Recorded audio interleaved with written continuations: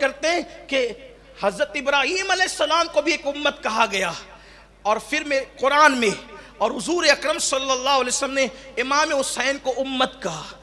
امت یعنی کہ اسبات کا ایک ترجمہ ملا علی قاری نے شرح کرتے ہوئے کہا کہ گویا کہ حسین پورا ایک قبیلہ ہے، اور اللہ کے حبیب علیہ السلام نے قبیلہ کہہ کر ذات حسین کو یہ بیان کر دیا، یعنی میرے حسین سے اتنی اولادیں پیدا ہوگی کثرت کے ساتھ کہ تنہا حسین کا پورا ایک قبیلہ ہو جائے گا، کثرت کے ساتھ اولاد ہوگی۔ دیکھیں یہ بھی غیب کی خبر پوری ہوئی، تو فرمایا احب اللہ من احب حسینہ، جو حسین سے محبت کرے گا اللہ اس سے محبت کرے گا۔ اور کیا کہا؟ میں حسین سے پیار کرتا ہوں، میں حسین سے محبت کرتا ہوں۔ آقا علیہ الصلوۃ والتسلیم سے کسی نے پوچھا یا رسول اللہ صلی اللہ علیہ وآلہ وسلم آپ سب سے زیادہ کس سے پیار کرتے ہیں؟ تو سرکار نے فرمایا سب سے زیادہ پیار میں میرے حسین سے کرتا ہوں۔ اب آپ مجھے بتائیں، جس کو محبوب خدا ہونے کا شرف حاصل ہو، جو خدا کے محبوب کا محبوب ہو، اب اس پر کوئی بیان ہو سکتا ہے؟ کیسے بیان ہوگا؟ اس لیے کہ استاد زمن تو کہتے ہیں کہ اس کا تو بیان ہی نہیں ہے۔ جس کو حضور محبوب بنائے، جس کو حضور چاہیں، اس کا بیان کیسے ہو سکتا ہے؟ کیسے بیان ہو سکتا ہے؟ وہ کہتے ہیں اللہ کا محبوب بنے جو تمہیں چاہے۔ مقام حسین دیکھ لو، استاد زمن سے سیکھو کس شان سے بیان کریں، اللہ کا محبوب بنے جو تمہیں چاہے، اور اس کا تو بیان ہی نہیں ہے، تم جسے چاہو۔ سبحان اللہ، سبحان اللہ، سبحان اللہ، حضور جس کو چاہیں سبحان اللہ، اور اس شان سے چاہیں کہ کہیں کہ حسین منی،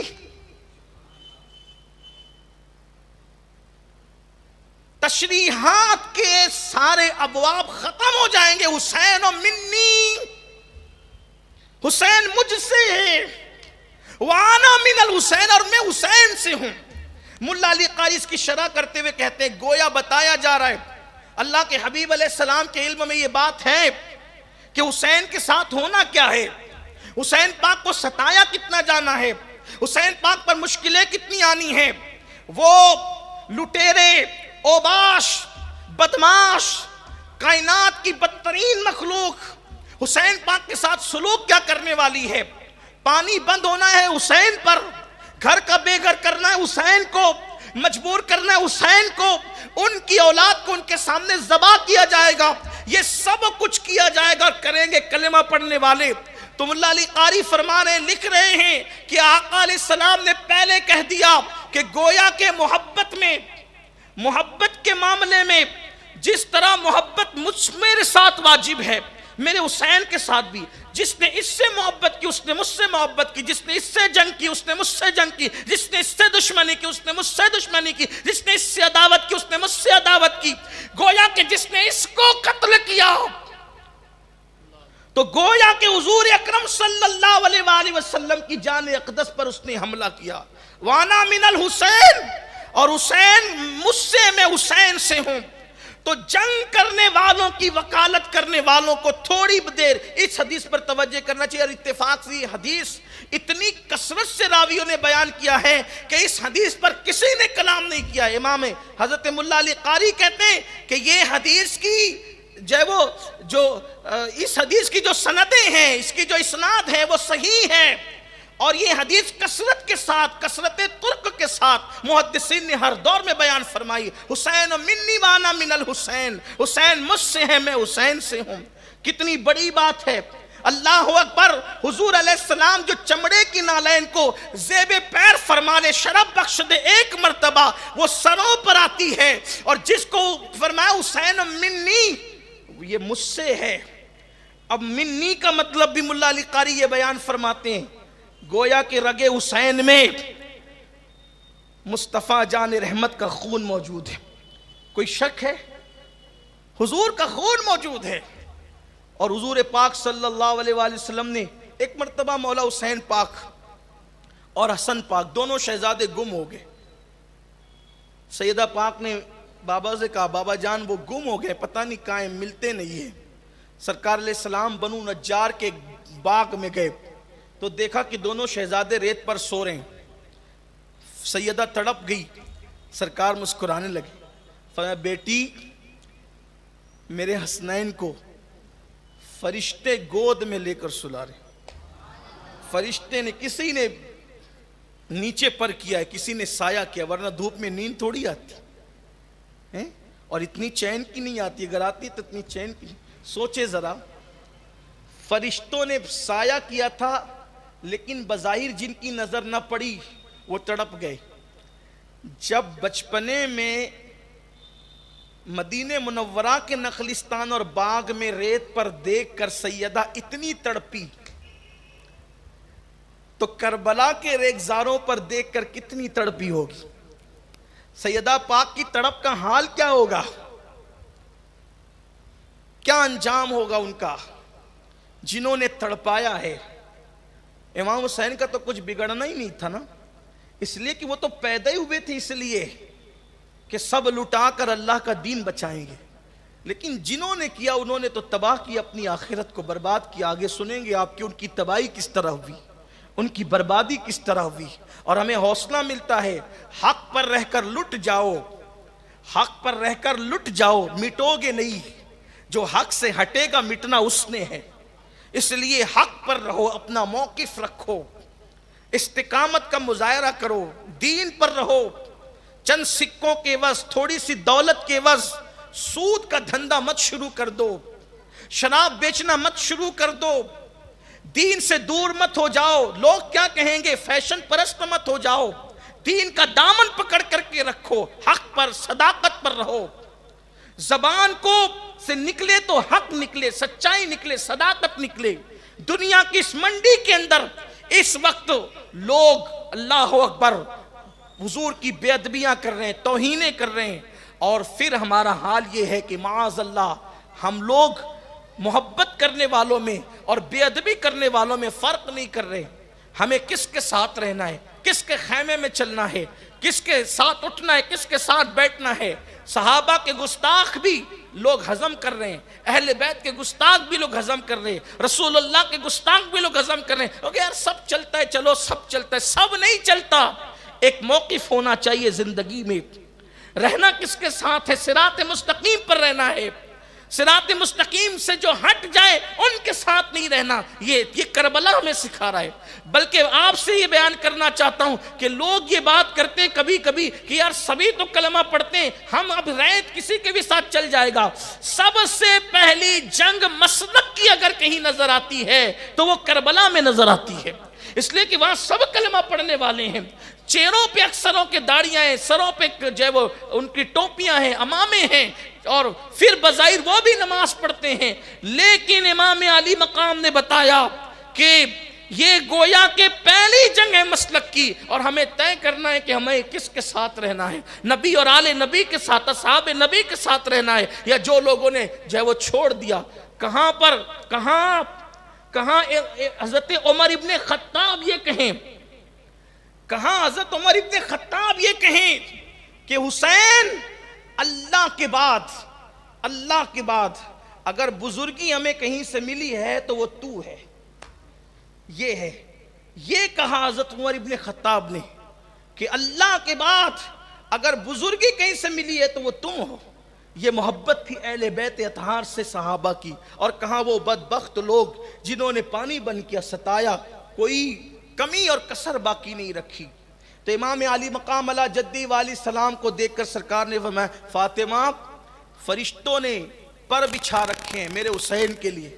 پھر سرکار نے اٹھایا، ایک کو ایک کاندھے پہ ڈالا، دوسرے کو دوسرے کاندھے پر، دونوں شہزادوں کو دونوں کاندھے پر ڈالا اور حضور لے کر کے آئے۔ راستے میں صدیق اکبر، صدیق با وفا، یار غار مصطفیٰ سرکار سے ملے، سلام کیا اور عرض کیا آقا ایک شہزادہ مجھے دے دیں، ایک شہزادہ مجھے دے دیں۔ سرکار آگے بڑھے اور جب مسجد نبوی میں آئے تو سرکار نے فرمایا یہ دونوں میرے بڑے چہیتے ہیں، میں دونوں سے بہت پیار کرتا ہوں۔ اور پھر صحابہ سے سوال کیا، مجمع صحابہ میں، اے میرے صحابہ یہ بتاؤ کہ نسب کے اعتبار سے اس وقت سب سے افضل کون ہے؟ کون سب سے افضل ہے نسب کے اعتبار سے؟ صحابہ چپ رہے تو سرکار نے فرمایا یہ دونوں شہزادوں کو جو میں نے لے رکھا ہے ان کا نسب کتنا افضل ہے، دیکھو ان کے نانا اور نانی کے اعتبار سے کہ ان کا نانا خود میں ہوں اور ان کی نانی خدیجۃ الکبریٰ ہے، ان کی اماں فاطمۃ الزہرا ہے اور ان کے بابا علی مرتضیٰ ہیں، ان کے ماموں قاسم و ابراہیم ہیں، ان کی خالائیں کلثوم ام کلثوم زینب ہیں، اللہ اکبر، اور رقیہ ہیں، اور پھر فرمایا ان کا چچا جعفر طیار ہے جو جنت میں فرشتوں کے ساتھ پرواز کرتا ہے۔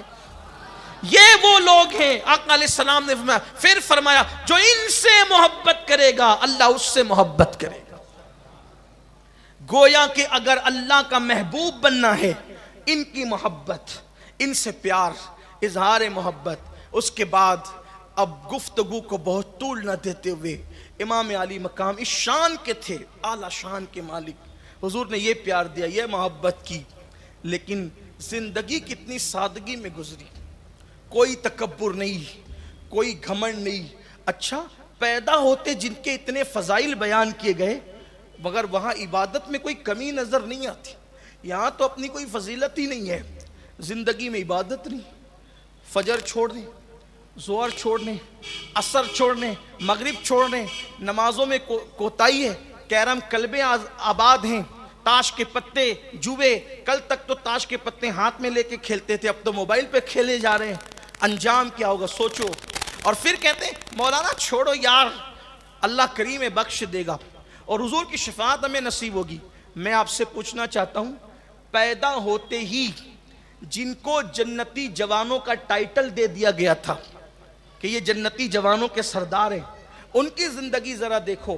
امام زین العابدین فرماتے ہیں میرے والد، امام زین العابدین فرماتے ہیں میرے والد امام حسین فرض نمازوں کے علاوہ روزانہ 1000 رکعت نماز ادا فرماتے تھے، 1000 رکعت نفل نمازیں، یہ فرائض کے علاوہ ہے، 1000 رکعت نفل نمازیں امام حسین، اور اکثر روزے سے رہتے تھے۔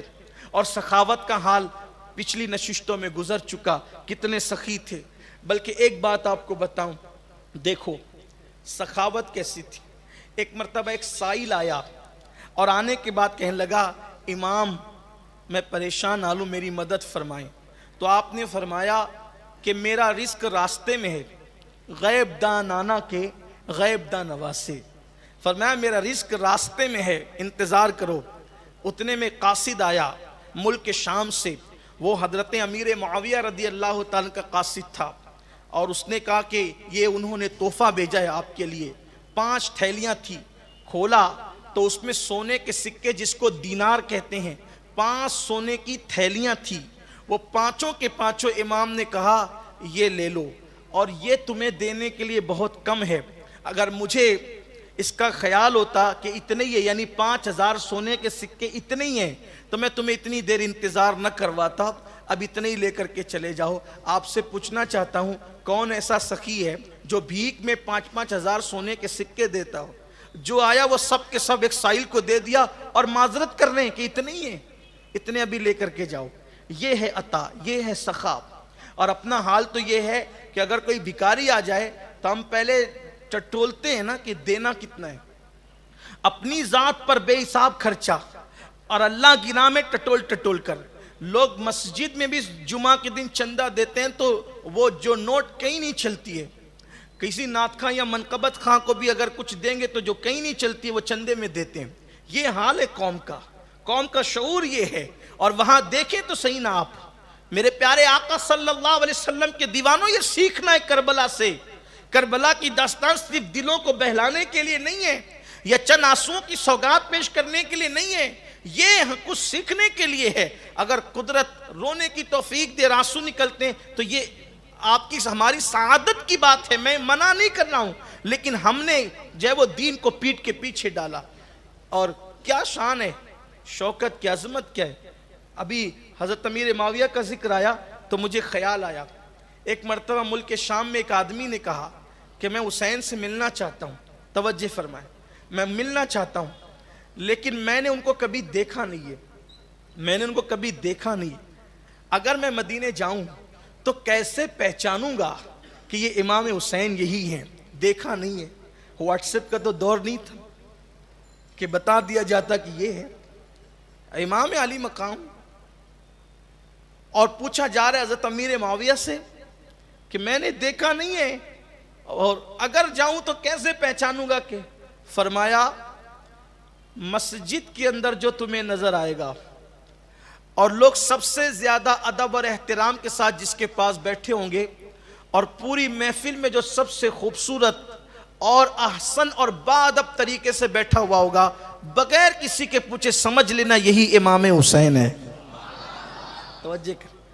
بہت خوبصورت تھے, دانت ایسے موتی کی طرح جمے ہوئے, قد میانہ قد تھا, نہ پستہ قد تھے نہ لمبا قد تھا, میانہ قد تھے, بہت خوبصورت تھے, شانے چوڑے چوڑے, بدن کی ہڈیاں مضبوط, قدم مضبوط اور سینہ بیکینہ بھی چوڑا تھا, اور جو آپ کے وجود ناس پر بھویں تھی انتہائی سیاہ, داڑھی گھنی وہ بھی انتہائی سیاہ, زلفیں کانوں سے نیچے تک لٹکتی تھی اور انتہائی سیاہ. ایسا لگتا تھا کہ جیسے سیاہ بادلوں سے چاند جھانک جھانک کر کے کسی کو اپنی نور کی خیرات تقسیم کر رہا ہے. شواہد النبوہ میں موجود ہے کہ رات کے اندھیرے میں اگر کسی محفل میں چلے جاتے تو چہرے سے نور کی شعائیں نکلتی تھی اور آس پاس کا پورا ماحول جو ہے وہ جگمگا جاتا تھا, منور ہو جاتا تھا. قدرت نے وہ حسن و جمال عطا کیا تھا, اللہ نے وہ حسن و جمال عطا کیا تھا.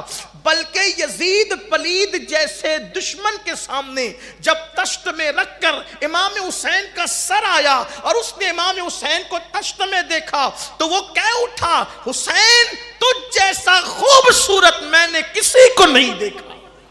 یہ دشمن کی بولی ہے, دشمن کہتا ہے تجھ جیسا خوبصورت میں نے کسی کو نہیں دیکھا. اللہ اکبر. یہ حسن تھا, یہ جمال تھا, لیکن عبادت کا حال یہ. اور امام زین العابدین کہتے ہیں رات کے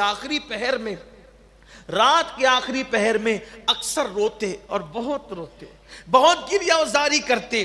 یہاں پر مجھے ایک بات پھر یاد آتی ہے بات آگے بڑھانے سے پہلے.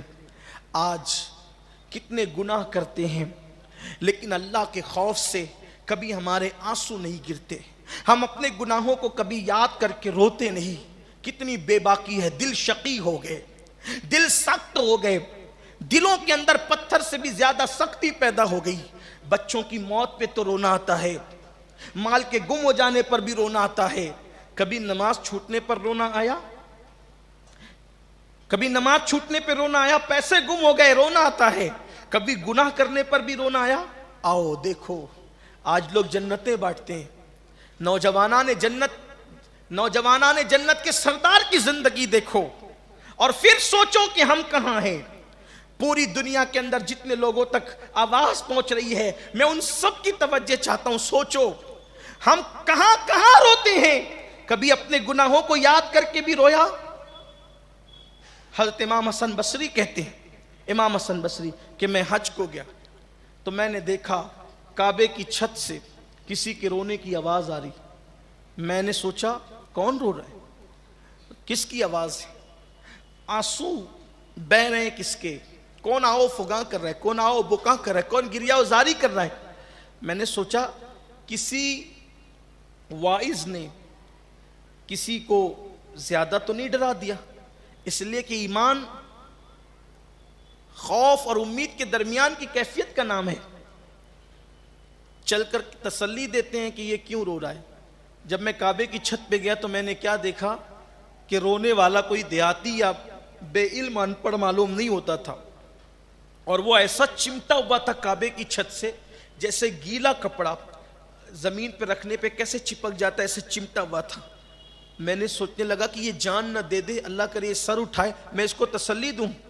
جب انہوں نے سر اٹھایا تو میں ان کو کیا تسلی دے سکتا تھا اور ان کی کیا اصلاح کر سکتا تھا. میری خود کی اصلاح ہو گئی کہ وہ رونے والا کوئی اور نہیں تھا, وہ رونے والا حسین ابن علی تھے, نوجوانان جنت کے سردار تھے.